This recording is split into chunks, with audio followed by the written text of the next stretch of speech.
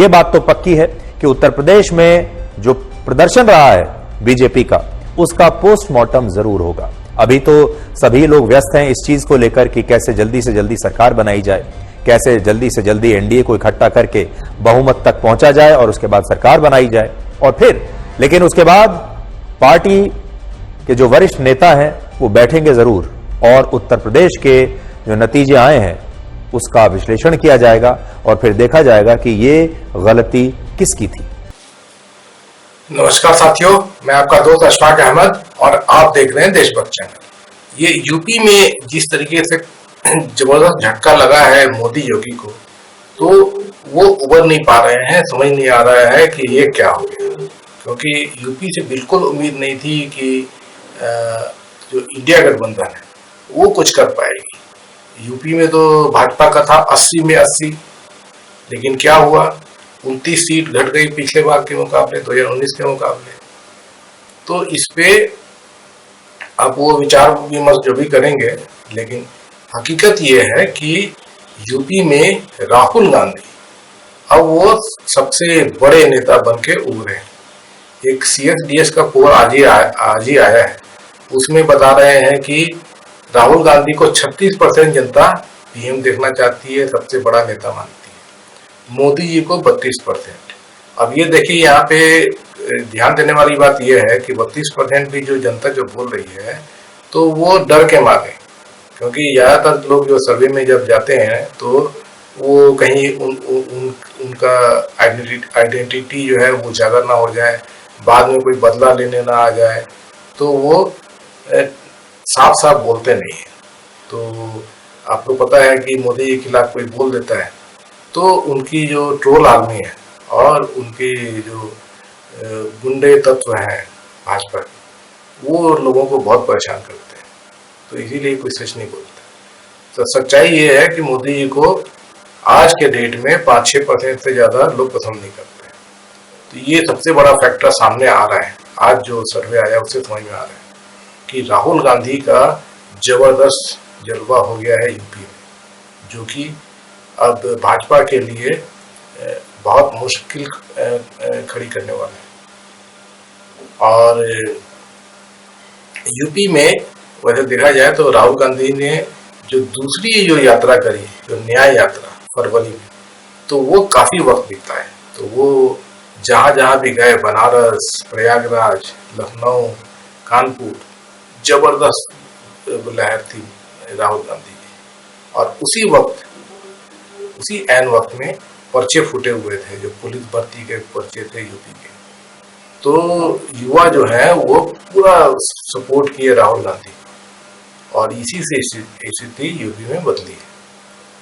तो अब यूपी की जो कंडीशन दिख रही है कि अगर वहां पे चुनाव कोई भी करा दिया जाए, चाहे विधानसभा के चाहे लोकसभा के, तो अब भाजपा पूरी तरह साफ हो रही है।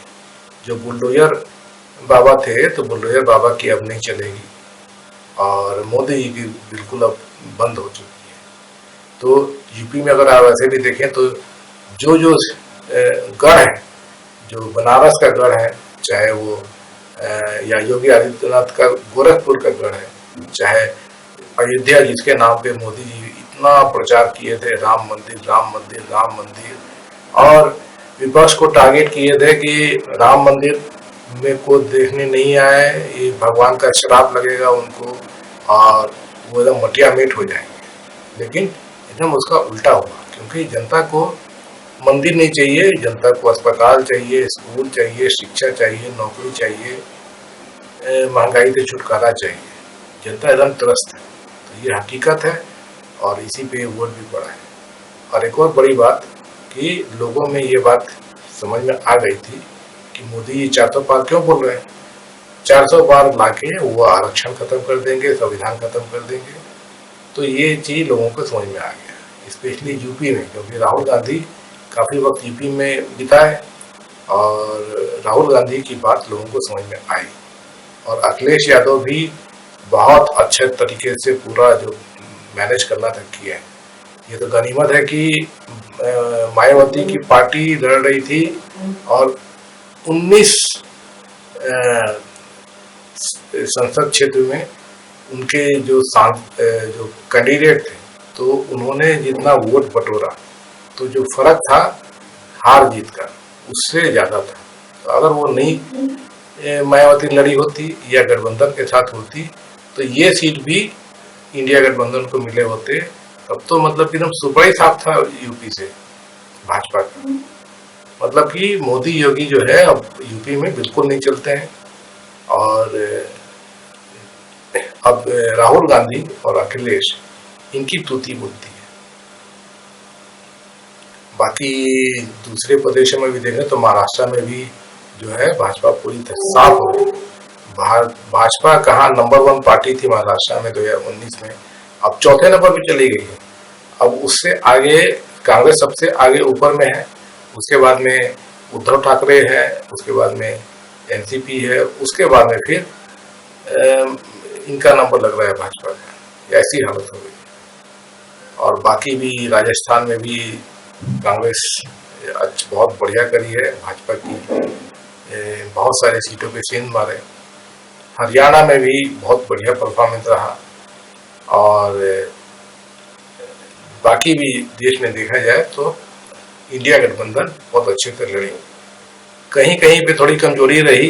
कर्नाटक में कैसे भाजपा को इतनी सीटें आ गई, उतनी आनी नहीं चाहिए थी। तेलंगाना में भी सीट आ गई जो आनी नहीं चाहिए थी, और बिहार। 3 राज्य ऐसे हैं जहां पर उम्मीद नहीं थी भाजपा की, लेकिन उनकी सीटें आई। तो ये यहाँ पर जबकि मतलब कि कांग्रेस और इंडिया गठबंधन को ज़्यादा सीटें मिलनी चाहिए थी। बाकी उड़ीसा में तो नवीन पटनायक पूरे साफ हो गए, लोकसभा से भी और विधानसभा से।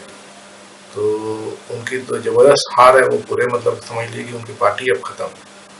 ममता बनर्जी ने अच्छा किया बंगाल में, और भाजपा को 10 का आंकड़ा ऊपर से ऊपर नहीं जाने दिया। तो ये बहुत अच्छी बात वहां पे हुई। तो सब मिला के देखा जाए तो जो सबसे बड़ा राज्य है यूपी, और वहां पर जो भाजपा ने पूरा पैठ बना लिया था, 2014 का चुनाव हो, 2019 का चुनाव हो, चाहे विधानसभा के चुनाव हो 2017 के, 2022 के, एकदम मतलब कि विवक्त लगता था कि कभी यूपी में आ ही नहीं सकती। लेकिन अब जो है मामला पलट गया है। अब भाजपा जो है वो यूपी से बाहर हो रही है, और इंडिया गठबंधन जो है ऐसा लगता है कि काफी समय के लिए उनका वर्चस्व होने वाला है।